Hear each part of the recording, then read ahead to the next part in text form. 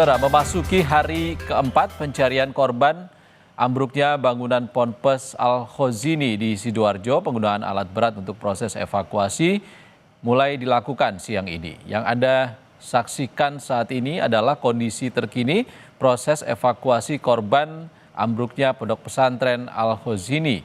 Seperti yang Anda saksikan, saudara, saat ini kren sudah dikerahkan untuk membantu mengangkut reruntuhan bangunan, di mana ada sekitar lebih dari 50 korban yang diperkirakan masih tertimbun reruntuhan pondok pesantren.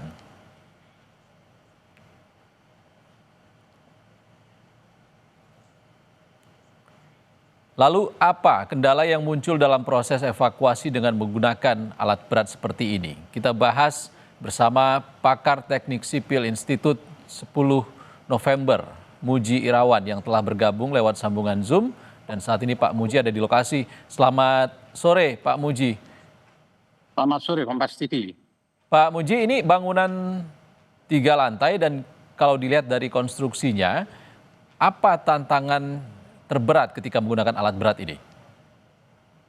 Jadi seperti yang telah kami sampaikan terdahulu, bahwa gedung Pondok Pesantren Khozini yang ambruk ini merupakan gedung 4 lantai, yang pelaksanaannya dibangun secara bertahap, tumbuh dari lantai 1, lantai 2, lantai 3 sampai lantai 4 penutup atapnya. Nah, dengan permasalahan tersebut maka kita dapatkan sekarang ini kondisinya ambruk. Dan yang jadi masalah dan merupakan kegiatan yang harus segera dilakukan adalah evakuasi terhadap korban yang masih berada di reruntuhan. Nah, sudah dilakukan asesmen oleh Basarnas bahwa sudah tidak ada kehidupan lagi selain korban yang tertimpa reruntuhan bangunan. Nah, asesmen tersebut membolehkan kita untuk melakukan pembongkaran gedung secara hati-hati dan bertahap agar tidak memperparah kondisi daripada korban yang tertimbun di lantai dasar. Ini kita sudah mulai dengan izin yang semua pihak memahami. Ini kita sudah mulai pembongkaran sampah-sampah yang di atas, kayu-kayu, bekesing, bambu, dan sebagainya. Itu kita bersihkan semua. Selanjutnya, bertahap kita akan membongkar plat, kolom, dan balok dengan memperhitungkan masing-masing berat dan memperhitungkan kondisi stabilitas dari reruntuhan. Karena jangan sampai pada saat kita melakukan pemotongan atau pengambilan elemen struktur, itu terjadi ambruk berkelanjutan yang tentunya akan menyebabkan korban akan semakin tertindih. Ini tidak bisa dilakukan secara sembarangan, harus memperlihatkan kondisi distribusi balok, distribusi kolom, hubungan kolom dan balok dan sebagainya, agar kita segera melakukan pemotongan keping by keping, tiap keping untuk supaya bisa diangkat oleh alat berat kren dengan kapasitas 35 ton dan boom 40 meter, sehingga bisa mencapai ke daerah yang paling jauh. Dan ini supaya supaya nanti proses pembongkaran hati-hati dan tidak membuat masalah baru terhadap reruntuhan yang ada. Demikian penjelasannya. Pak Muji, penggunaan alat berat ini akan dilakukan secara non-stop atau ada jeda dengan interval tertentu? Sudah perintah dari Basarnas, kita 24 jam untuk bekerja bahu-membahu segera menyelesaikan pembongkaran ini, karena kita sudah 4 hari korban di bawah reruntuhan harus segera dievakuasi karena sudah harus mulai ada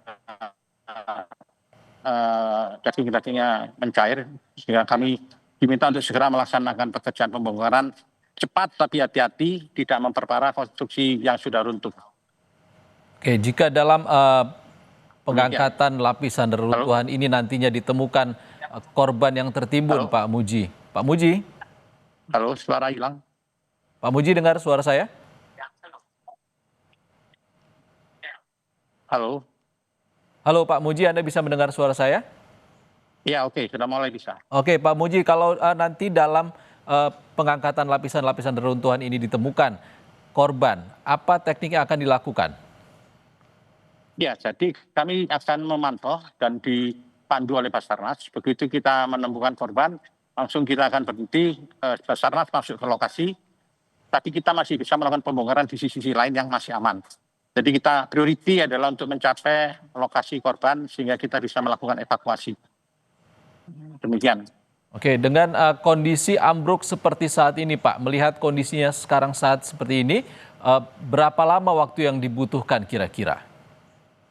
Perintahnya dikerjakan secepat mungkin, mudah-mudahan Sabtu bisa mencapai lantai dasar, sehingga evakuasi bisa berjalan dengan baik, dan Basarnas bisa menyelesaikan tugasnya untuk evakuasi korban yang menurut informasi masih ada 59 orang, tapi data itu ada di Basarnas.